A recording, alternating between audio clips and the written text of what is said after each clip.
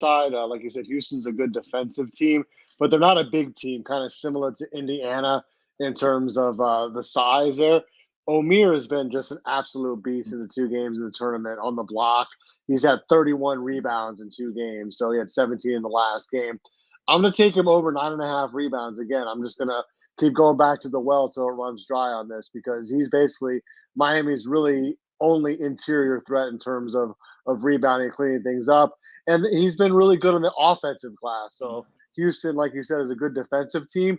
I think there'll be some opportunities on the offensive boards as well for Omir. So I like him over 9.5 rebounds in this game. All right, I'm picking out another game here that I like. What I decided to pair it with tonight: Arizona, San Diego State.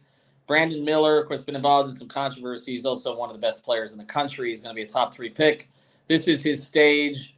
That number looks low. 17.5 points. I'm jumping on it. I like that a lot. I think, again, your best players tend to play best at this stage of the tournament. They need him. Alabama does to win this game tonight.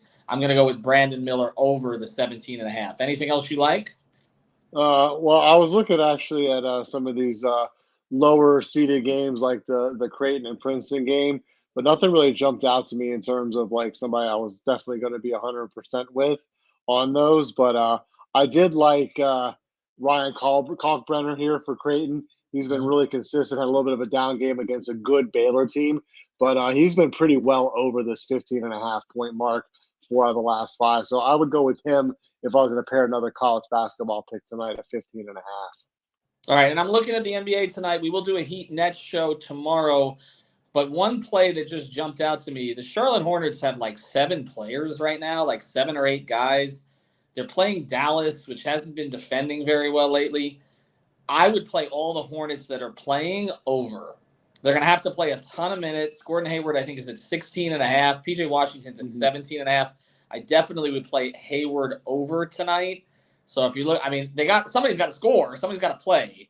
So I know he's been under. I understand that. But again, their bench is so thin right now that I'm going to play him. Is there anything that jumps out to you tonight? Remember, we can play the college and pro together. Yeah, it's good to obviously be able to mix these picks up. I like Klay Thompson, actually, even though he's been down kind of for the last 5 games. I think he's kind of due for an uptrend. So maybe I would take a flyer on him at 21.5 points. But yeah, the NBA is kind of taking a backseat a little bit to college basketball in terms of the last 2 days for me personally. But I'm looking forward to seeing the Heat game tomorrow. I know Jimmy's been a real strong play these last few games, so I'm excited for that matchup with the Cavs tomorrow for sure. Well, with the Nets, actually, Mikal Bridges and Jimmy. Yeah, right. no, it's okay. Mikal Bridges and Jimmy both have been going over consistently. So we'll see if they actually move the number tomorrow night, which is something they may actually do. All right, for David Eversole, follow with David W. Eversole. For me, Ethan Skolnick. We'll be back tomorrow with another PrizePicks show. Handle the Heat and the Nets, the rest of the NBA. Make sure you get in now. Use that code 5 FIVE. You have to be using that code to win in our contest. And we have a lot of contests. So we're starting to run a whole bunch more of them. We got PrizePicks promo funds to give away as well. Also, check out the NHL plays. Our guy, Alex Baumgartner, was 3 for 3 last night. So you may want to be following him on Twitter as well. Have a good night, everybody.